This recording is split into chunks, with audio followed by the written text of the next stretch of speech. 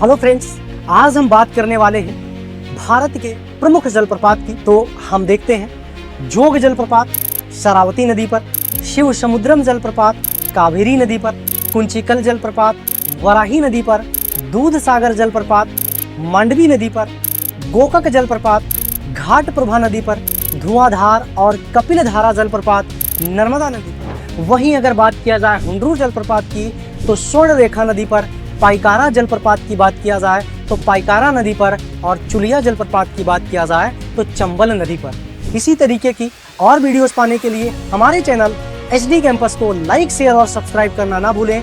धन्यवाद। जय हिंद, जय भारत।